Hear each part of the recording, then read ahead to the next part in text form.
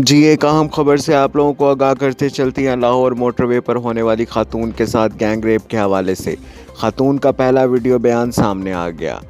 94 news की screen पर सबसे पहले ये वीडियो बयान नशर किया जा रहा है।